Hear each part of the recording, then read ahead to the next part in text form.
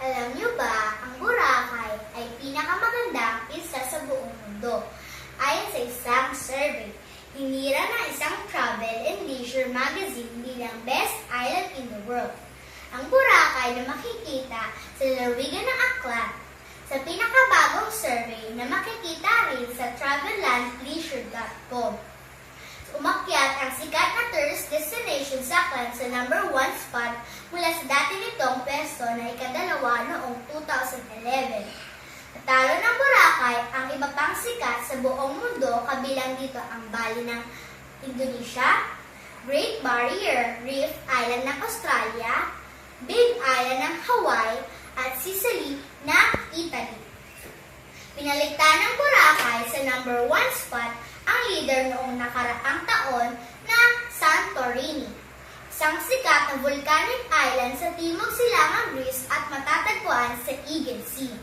Sakop ng Malay Town, Aklan ang Boracay, sinasakop ng 3 barangay, sikat ang islang dahil sa taglay nitong White Sand Beach.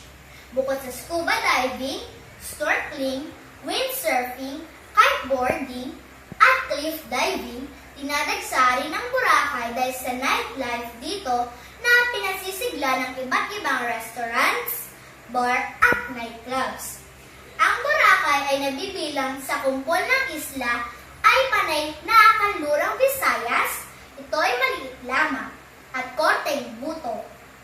Matatagpuan ang Boracay mga 200 kilometro sa timog ng Maynila.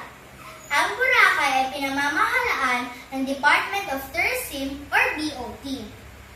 Kasama ng gobyerno ng Aklan, ang isla ay may habang 7 kilometro at laking 1,083 hektarya. Ang sentro ng isla kung saan naninirahan ang mahigit kumulang 16 katao ay patag at makitid. Ang katimugan na halagang bahagi sa isla ay may malapad at maburol. Ang pinakamataas na parte ng isla ay ang Bundok Luho na may mataas na 100 metro at nasa hilagang silangang bahagi ng isla. Sikat ang isla dahil sa taglay nitong katangian ng White Sand Beach.